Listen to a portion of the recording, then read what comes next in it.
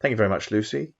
The Winston Churchill School where I work is a state-run secondary school. It's 1,500 students strong, and we have no sixth form. We're based in Surrey. My job is assistant head teacher in charge of teaching and learning, and therefore online learning.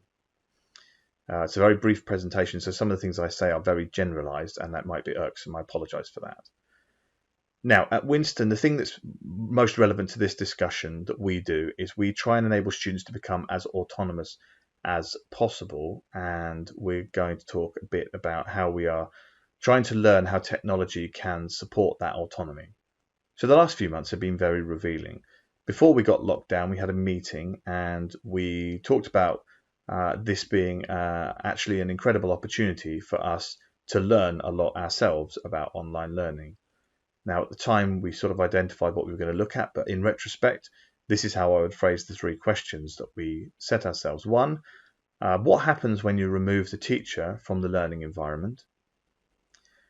The second thing is, how should we structure our online learning resources to capture students in their moment of engagement? And three, what skills do we now know we need to focus on in school to effectively increase student autonomy? So this presentation is what we learned and how it has changed our approach to online learning as a support for normal human interactive learning. I've organised it into two strands. One is what kind of resources do we need to provide, and the other is what things do teachers provide in the classroom that students rely on, and how do we provide those in an online environment. So the first strand, and remember I'm talking about this from a leadership point of view, is we can't just fill our online provision with classroom resources.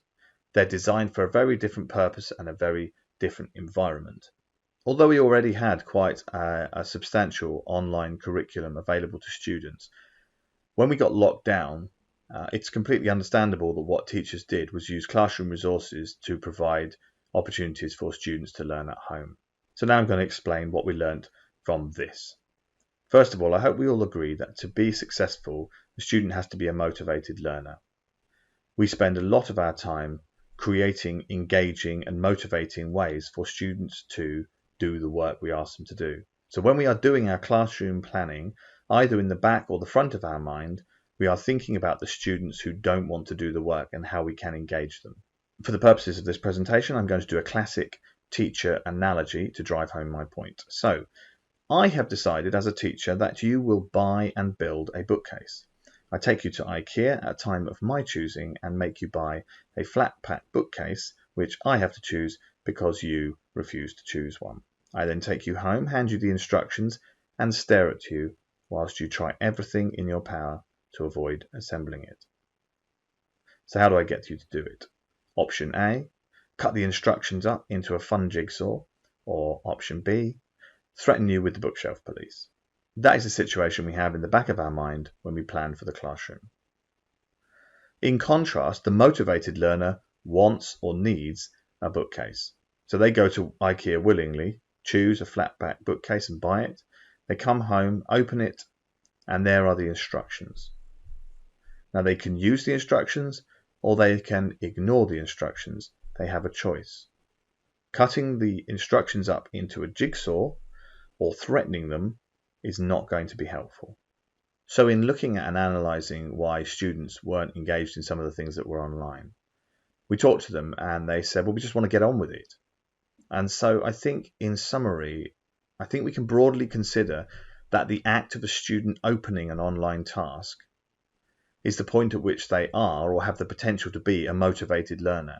And therefore we are not trying to create motivation in the tasks that we set. We have to assume that they are in that moment and we must capitalize on it.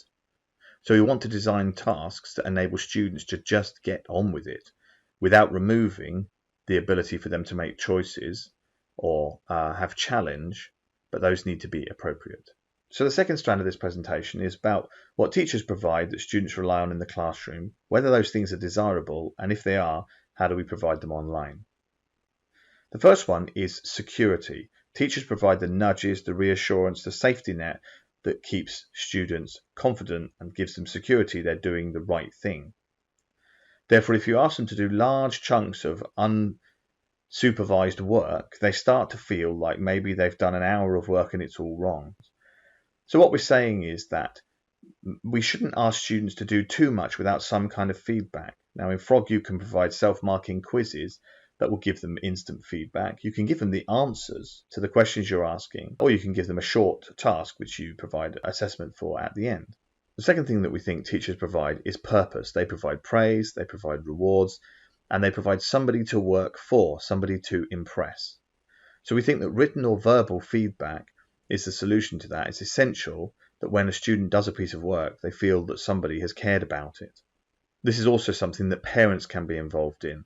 Frog enables parents to see all the written and verbal feedback that we provide students with, and they can show that they're impressed with their child's performance.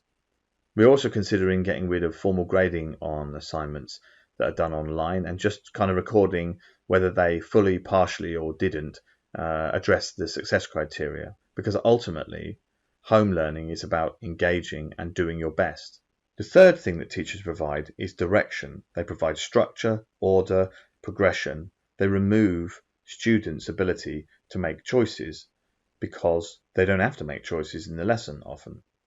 Now, we would say at our school that we do give students a choice in the classroom, but let's be honest, when they went home and we weren't there, they found it very difficult to make the choices we were asking them to make, because too many of them came straight back to the teachers and went, I don't know what to do. So whilst we have to address that, in the meantime, we need to make sure that we don't give them choices that they can't choose, because it exacerbates point one, which was that they need security. So they want to know they're doing the right thing. If we give them a choice that means that they're not sure they're doing the right thing, immediately they'll feel insecure in the work that they are doing. So here's a summary of where we are after lockdown, which will be followed by an example of the resources that we now use. I use the phrase curated autonomy, partly because I find it amusing to make up a phrase that sounds really complicated, and also because I think it does describe, despite being an oxymoron, what we're actually doing, which is we're saying, well, you've chosen to engage in the work, so now we need to provide something that you can do in the state of mind that you are in when you approach it. So firstly, we don't want to overwhelm them. We want to keep tasks short, and we want to give some kind of sequence in what we ask them to do so that they don't feel they have to make too many choices just to get started. And we want to make the choices that we give them choosable. We don't want to take away choice, but we want to make it so that they don't feel insecure if they make a choice and go, well, should I have done the other thing? Would that have been better? And also to provide feedback, either through quizzes or through giving them the answers or through regularly marking short pieces of work they do using verbal feedback. And I can't really emphasize enough how important verbal feedback has been. Students really enjoy hearing our voice when we're not there. And I think although in lockdown that might be especially true, in general, I think that will also be something that they benefit from over time. So I'm now going to give you a very simple example of where we are with the development of our online resources. This is a science website. Now, this is available to all students and parents at all time. They can find it using our science portal. We can also point them to it using progression charts within Frog. It says this would be a good idea if you worked on this, but it's also assignable. So everything within the site here can be assigned to students. Let me give you an example. So in charges and fields, if I go to grades 1 to 5, what I've got in here is a mini site that reflects what I've been talking about. So it's a manageable, sort of chunked into little pieces exercise that starts off with a bit of reading, and they can either click watch me or click here down the bottom. That takes them to a video which they watch. This is the order that we want them to do it in. It gives them an activity which they can use to find out more information. Then they've got a self-assessment where the questions and the answers are available. And finally, there's a Frog quiz which they can do. Now, they can do that anyway, whenever they want to. But if we assign this piece of work, then the Frog quiz will be marked by the computer and the outcome will be sent to the mark book, which means that as a teacher, I would be able to see how they're done and make comments on the individual questions they've done and help them out. To summarize this whole presentation, I would say that although it might sound very obvious, learning without a teacher is a completely different skill. And therefore, when we provide resources for that environment, we have to be very careful. We have to think what it's like to be the student and plan accordingly. We wouldn't expect students to develop the skills of our subjects without practice, Therefore, the skill of learning without a teacher also requires practice, and we have to evaluate how best to give them the support they need to get better at it. And I hope what you've seen in this brief presentation is our attempts to get closer to being able to provide something that suits what students need in that moment where they decide to engage with something that we've asked them to do. Thanks very much for listening. I hope you've enjoyed it.